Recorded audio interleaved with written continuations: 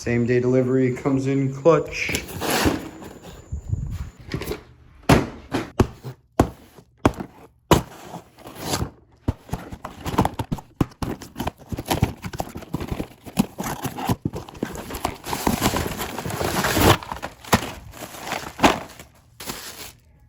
Welcome back to another episode of Crystal Lake Fishing.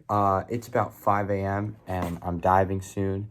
But before I go, I'm going to get into my first sponsored product. It is a dive light. This box actually doesn't have the dive light. It just has a bunch of other lights too in it that I've used. Because I haven't really found a light that I'm in love with, which is why I'm super excited about this one. So in the box, you'll get the light, which is the OrcaTorch D-570GL, and the GL just stands for green laser. You'll get 2 batteries. These came fully charged for me. You'll get a leash for the back of it, and you'll get a charger and this warranty card, which I don't understand that part. But I'm very excited for using this light today. I've got the green laser. I've kind of played around with it. I'm interested in seeing how it'll work around like the tanks, because that's like the main thing I use a dive light for, is tanks and grouper and holes and stuff like that. I like how small it is. I like that it's not the twist. You actually have like a button that you push, etc., stuff like that. But I'm going to talk a lot more about it in the voiceover part of the actual underwater footage using the light, etc. And if I like it, I'll post this video, and then I will also include a promo code at the end of the video for you guys to check out the light. See you out in the water. The line at Blue Springs is really long, so we're running from the boat ramp. Woo, Evan. What's up? The line at Blue Springs is like a mile long, so we parked at the boat ramp and are just walking. Got the fins, got the dive bag, got the float. We can do some training and test out new light and stuff. Welcome back underwater, everybody. So today we're collaborating with Natalie Underwater, who I'm hoping to have in more future videos. I'll leave her Instagram and her new YouTube in the description below. This is Natalie doing like a walk through the spring. We spent most of the beginning of the day kind of screwing around in the spring. This is Saturday, right? The idea was to take Evan and test this light as much as we could. We went from the springs on Saturday all the way down to diving the Keys on Sunday, which is like a 9-hour drive from the springs, and tested this light both in the springs where it gets really dark and actually spearfishing. We also ended up finding a secret spring on the way sometime during that 9-hour drive, which I'll show you if you stay tuned. Alright, so this is the first time I test the light.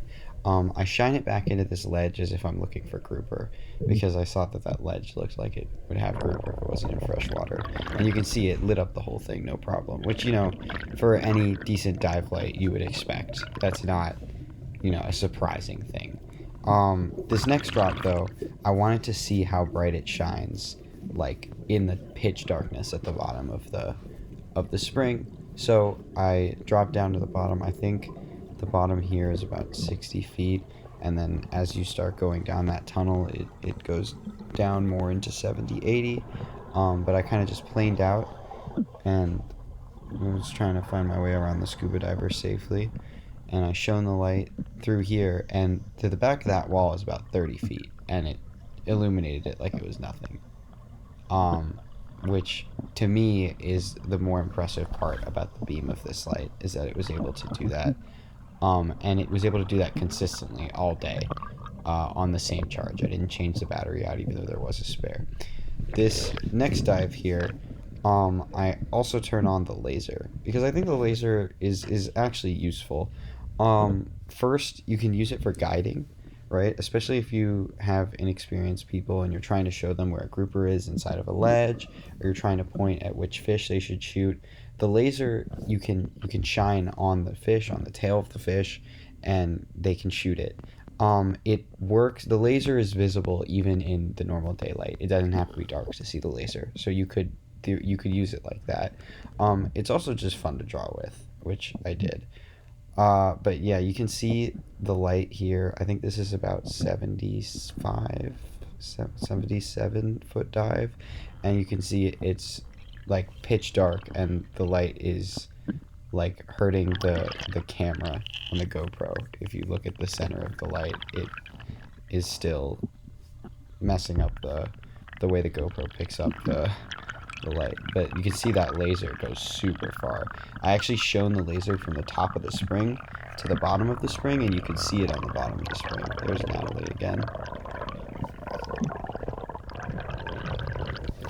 This next dive, I head back down to the bottom of the spring. This time you'll see I kind of draw with the laser a little bit.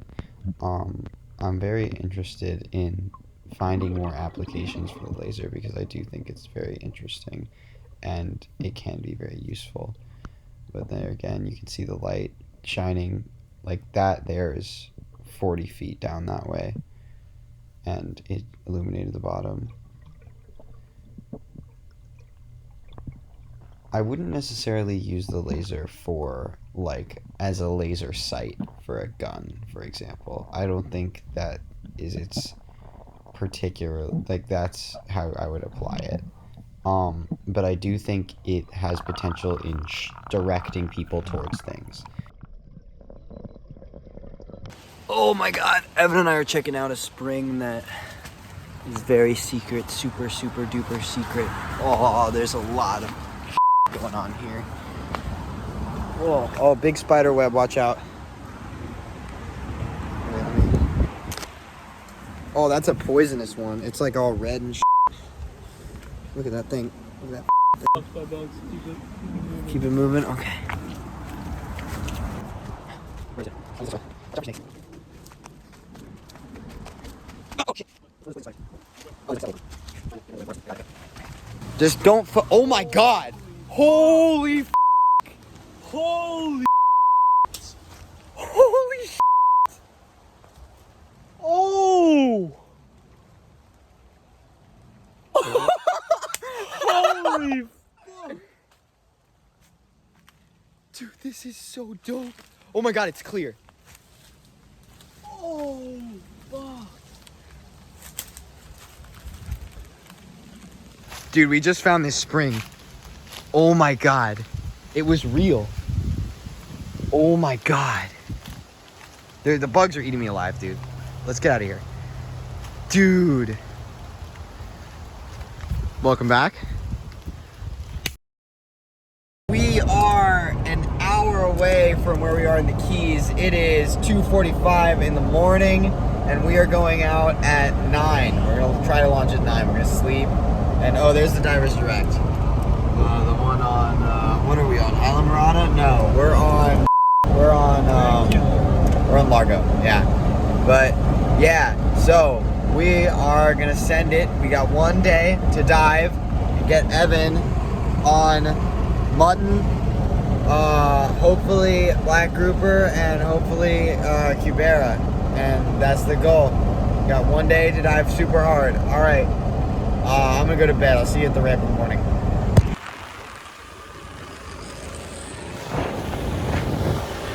Shooting up. We're at the warm-up spot.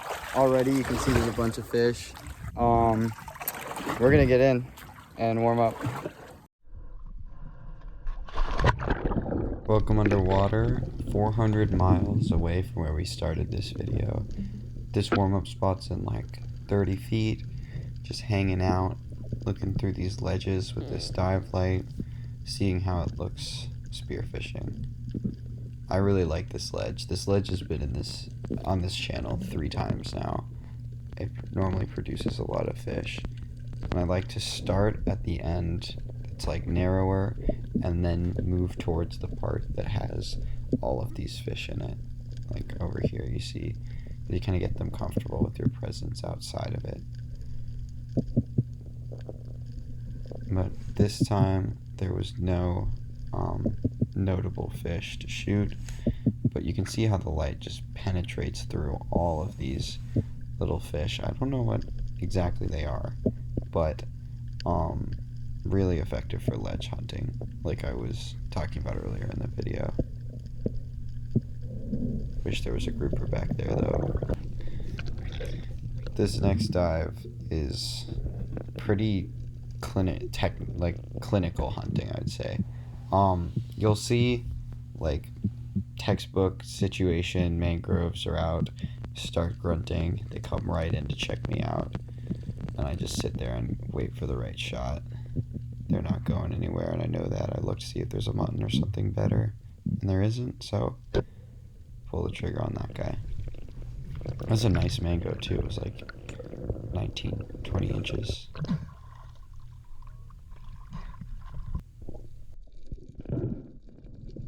Right there is what you want to see when you pull up to a spot.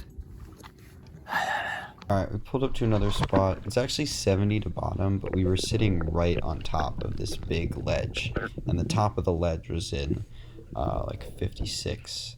And then it dropped out to 70, like at the edge of the rock. And you'll see what I mean when I get to the bottom here. But what I'm dropping on right now is the top. The back part of the ledge is behind me, and you'll see that on the next dive. But you'll see there's just like a bunch of structure here. It's just rock that comes up off the bottom quite a bit. You can see out to my right briefly, you can see the sand down there. But I get down and I'm just kind of looking around. There's not much going on because I didn't drop directly on the ledge. I dropped way behind it, and the fish were kind of running along that deeper section out to my left. But I do see this nice margate, and I keep an eye on him as I'm looking around for other things. And I'm not really seeing much. So I turn back towards him and decide to pull the trigger. It was the biggest margate I've ever seen, and they eat pretty good.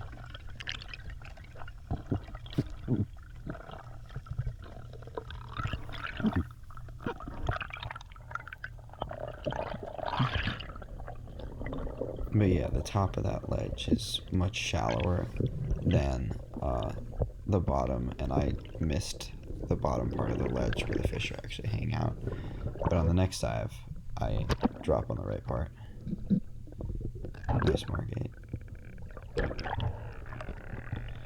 Alright, so this dive, I'm much more in front. I went way more in front of the boat in order to ensure that I would drop in front of the ledge and have the current take me back towards it.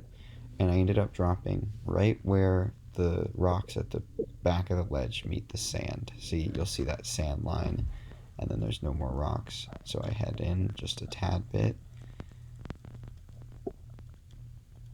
As soon as I do, I see this really nice black grouper, but he doesn't give me a shot. So I turn my attention towards these big mangroves. These are bigger than the other one that I shot earlier.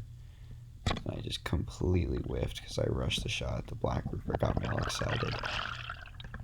And then my shaft gets stuck and I have to go get it. It becomes this big thing.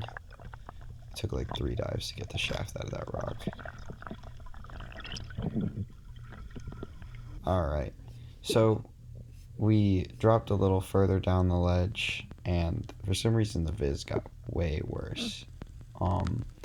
But we only moved about 100 yards, and we dropped down, and you can see just how much life the ledge holds if you drop on the right area.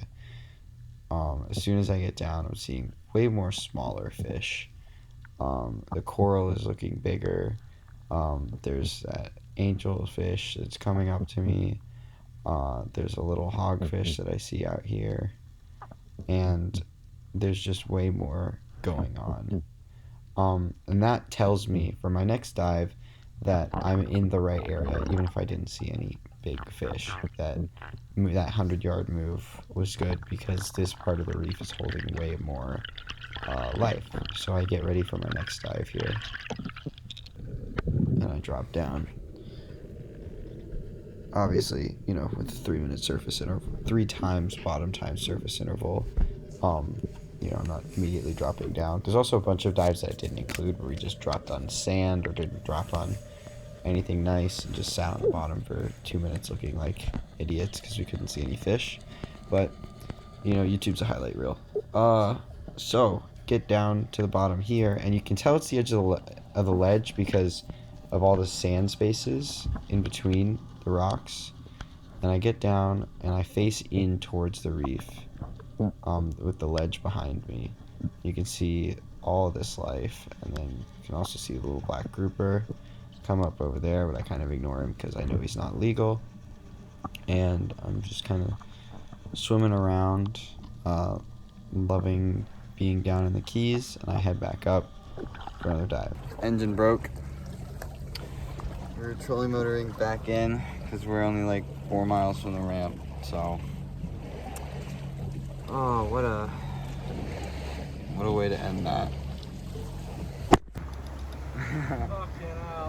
Fucking hell, mate.